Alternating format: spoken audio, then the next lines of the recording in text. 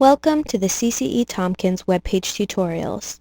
In this tutorial, I will show you how to create and format a table, as well as how to copy a table from another location and paste it into your page.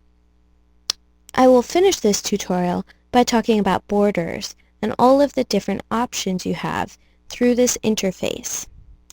To get started, let's create a table for ourselves. Before you create a table, you should add a few spaces if you are starting with a blank page.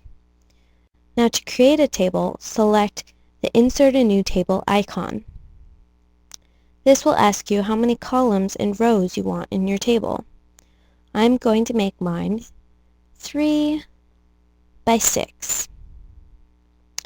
The cell padding and cell spacing options are supposed to allow you to add space between your text and your border in your table. Unfortunately, these options are not currently working. Alignment allows you to set whether your text is centered, left, or right. I'm going to make mine left. The border option means that you add a border around your entire table and between all of your cells. If this is set to 0, there is no border. If it is set to 1, as I'm going to do, it means there's a border. You'll see how this looks later. You have the option of setting your width and your height in this box of your table. If you do not set these, then your table will automatically conform to the contents of it. I normally set my width to be 100%. This makes my table take up the entire width of the page. If you wanted to only take up half of the width of the page and possibly have text flow around it, then you could change it to 50. The table caption option allows you to add a title on the top of your table. We'll see this later. There are many options in the advanced setting that might not make sense to you. These first 4 options do not have anything to do with us. There are simply text boxes for the computer to convey information to itself about code. We don't need to put anything in there.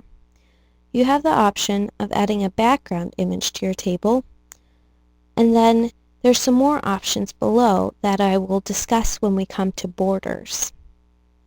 Let's insert our table. The title, as I mentioned before, appears centered at the top of your table. I capitalized the letters. Now you can just add text as you would in any other table.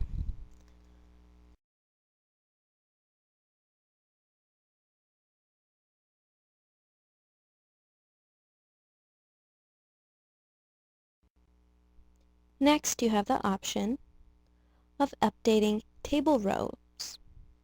Click on the Table Row Properties button, and you will see that you have the option of initially, actually at the bottom, updating only the current row you have your mouse in, odd rows in the table, even rows in the table, or all of the rows in the table. I'm going to edit the odd rows in the table.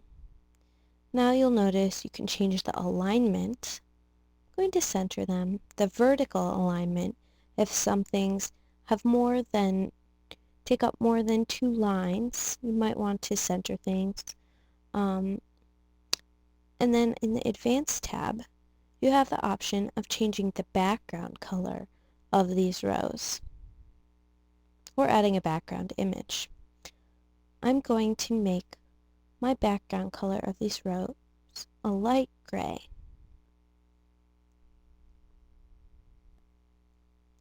And voila, look at that. Now, let's say I want to center these rows. If I just wanted to center a cell, I could go to the table cell properties and then change this alignment to center.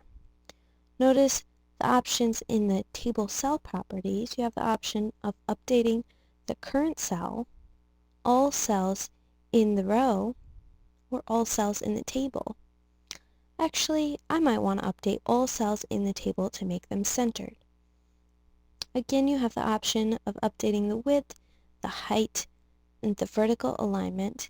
The cell type tells you whether it's a header, the top here, or data.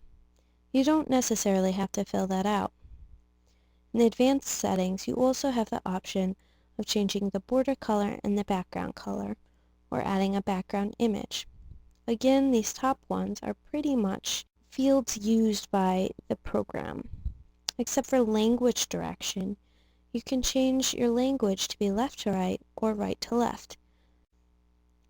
Now I'm going to update all cells to be centered. Next, we have the option of inserting a row before the one I'm using. We can insert a row after as well, delete that row, inserting a column before, inserting a column after, and then deleting the column. And you have the option of merging table cells. If I wanted two to be together, I could change that. See, now my two columns in one row are merged. And if I want to divide them, I can split them using this button that has now become visible. And see, they're split. Now there are two other ways of adding tables to your page.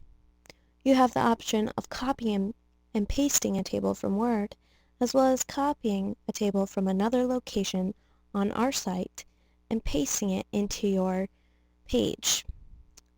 Let's first paste a table in from Word. Say I want to copy and paste this table in. I'm going to copy it, right-click Copy, and then I'm going to select where I want it to go, and then make sure if you're copying and pasting from Word, you select the Paste from Word icon. Paste your table in and insert it. You'll notice that this table does not look a lot like the table we had in Word. When you paste a table in from Word, it adds paragraph markings in your table, so that adds all these spaces. If you want to get rid of them, you can change this from paragraph to other styles. I recommend to select the entire table, you press Shift and then your down key. Otherwise, if you have other tables in there, you might select them all.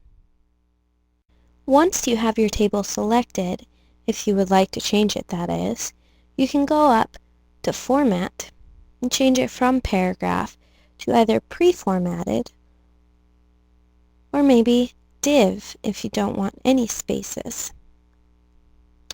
If you don't mind everything being bold, you could also use some of the heading settings. You'll then have to go back and add any formatting that you had before that you want online.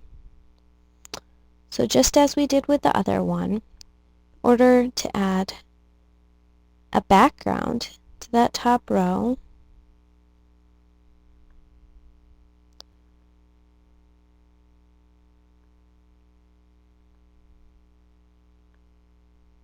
voila! Now, if you wanted to copy and paste a table in from another location on our site, let's say that you found a table that you really liked. Then you just go to that table, you select it, make sure you select the entire table. If you don't, it might not be formatted quite correctly. You copy it, go back to the page you're making, and you can paste it directly in. And now let's take a look at this table.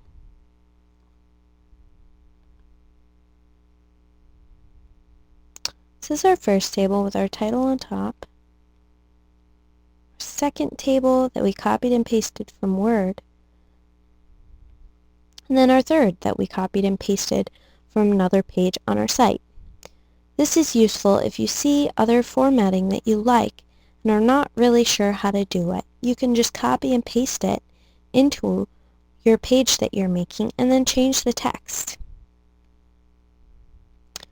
You shouldn't, however, copy and paste a table that you see on another website into our site. It may not work exactly the same way. Now let's talk about borders. Let's say we don't like having a border around every single cell in our table. Maybe we only want a border around the outside of our table, or maybe the outside and in between every vertical column. Well, that's all possible. Select the table you want to work with. Go to that initial Insert a New Table or Modify the Table icon. Go to the Advanced setting, and the options for this are in this Frame tab and this Rules tab. Now the Frame tab tells you where you want your lines to occur. So let's say we want them to be below every row. So you select Below and then Rows in the Rules. Now, did we already select? Let's select a background color. A border color, because I don't know if we previously did this. Let's make our border color a light gray. Update. And see? You have borders underneath every row. Now let's say we just want borders. We don't want them in every row. We want them by column. We don't want any horizontal borders. So we go back into our advanced settings and we change this from rows to columns. Let's look at our options here. I don't understand most of them. A lot of them appear to do the same thing. However, yeah, let's try below again and see what we get. And look, we have them all there. This one may not appear in our editing mode, but when we publish, I'm pretty sure it will appear. Now let's try one more thing. Say we don't want any vertical or horizontal borders at all, except for the border around the entire outside of our table. Let's go back in, go to our advanced settings, and instead of rows or columns, we're going to check groups. I'm not exactly certain about what all of these words mean yet. You can play around with them yourself. But this appears to do the trick. Now we just have a border around the outside. Let's publish this and see what we have. Let's save it and see what we have. There we go. For some reason, it appears to not be showing our right-hand border, but I'm sure if you just keep playing with it and try the different settings, you can see all of the different options there are. In this video, you have learned how to create and format a table, as well as how to copy a table from another location and paste it into your page, and you've also learned a little bit more information about borders. If you have any questions, please refer to the other webpage tutorials